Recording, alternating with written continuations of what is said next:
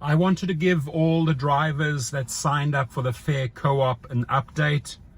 I'm very happy to announce that the Canadian team and myself ironed everything out, sorted everything out, and we have a clear path forward. There were certain things that I did not like. There were certain ambassadors which I felt did not represent the company, the co-op, in the best light. And you know, sometimes you got to do some spring cleaning, right, to get things on track. But the one thing I pushed for, a referral program, I got to say they delivered on that. Massive incentives for bringing drivers on board and riders on board. I mean, they executed that to perfection. And back and forth, you know, there were certain things that I wanted to see that I believe were very, very important, that we had a very clear game plan, a robust system, you know, app, Android, etc. And I gotta say, yes, it did take a long time, but they delivered. Now they're on the road in the United States. The Fare team, AJ, Danny, meeting up with drivers, sort of like a meet and greet. And I'll be doing follow-up videos as to the markets that will be opening up.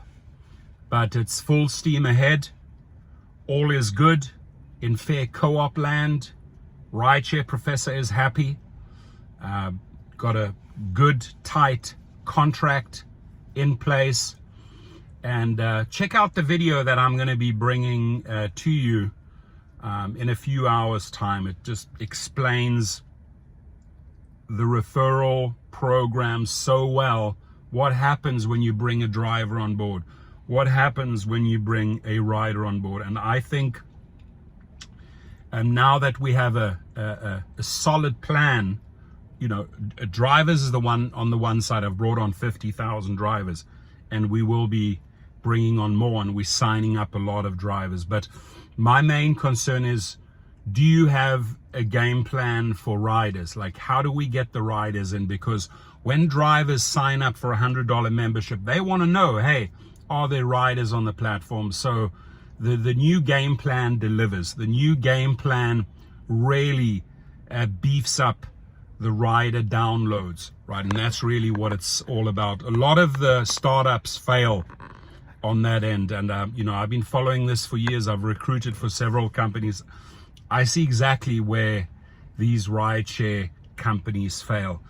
Uber and Lyft were fortunate enough to have billions and billions of dollars that they could spend on marketing, recruiting riders like crazy 10, 12 years ago.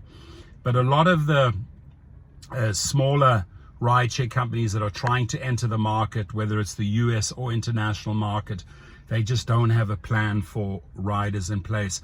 I do believe Fare Co-op has delivered a solid plan, because the driver can now bring in riders to the platform and get paid on that. So it's like a sort of like a two-tier way you get paid.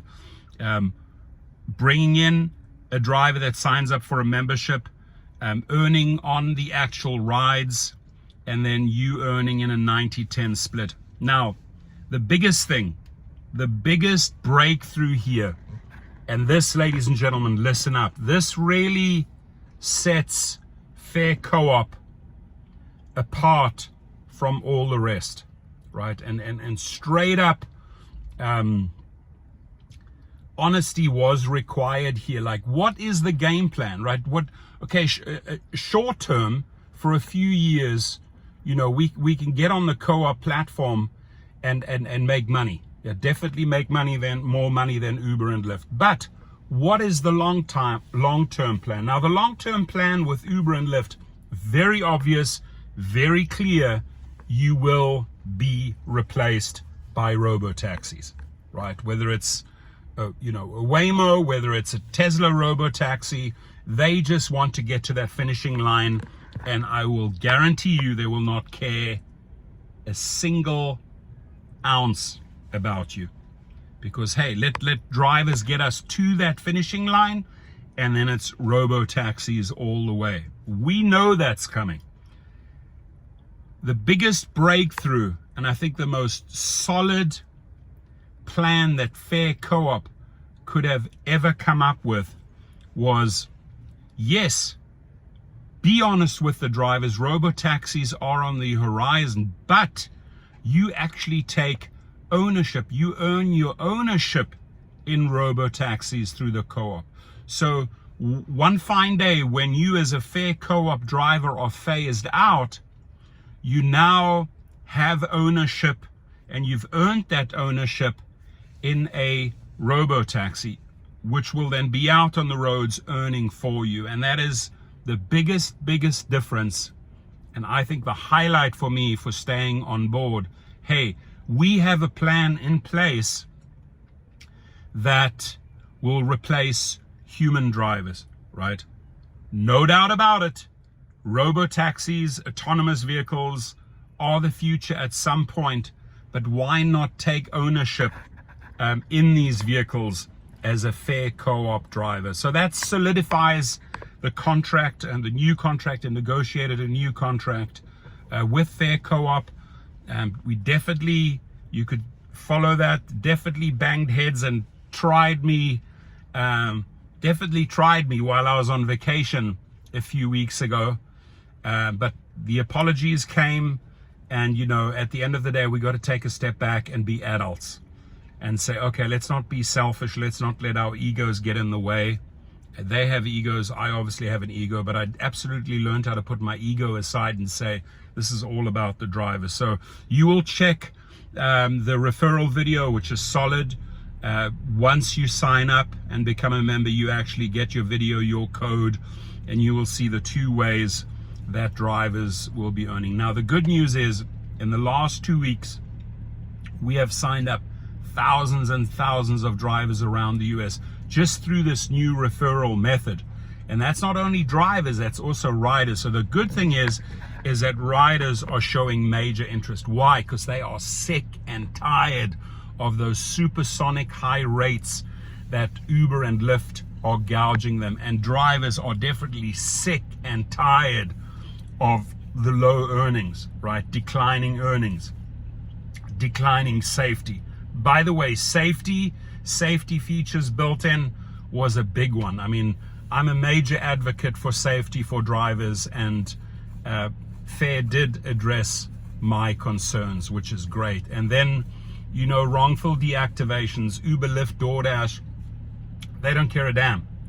They do not care a damn. I feel like because they're not paying you anymore, service is going down all round. There's unhappiness amongst drivers and amongst riders. So the Fare Co-op can truly capitalize on this by bringing superior service. Why? Because you're in a 90-10 split, ladies and gentlemen, right? You remember the original good old days with Uber, the 90-10 split or the 80-20 split? Well, that's offered to you by Fare. And another reason why I also believe that you know, service will go up right away. Well, you're a part owner. You're a part owner of the co-op. So, you know, your pride, your investment, your energy into the co-op is what the company is going to be about, right? And so an immediate uptick in service, in the quality of service.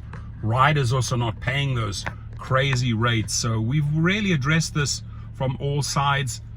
Wrongful deactivations. I mean, Uber and Lyft are just, and DoorDash and the others, just throwing you under the bus, just taking the rider's word for it, and then the next thing you're out. So another major point that I made sure that was built into this contract is that we really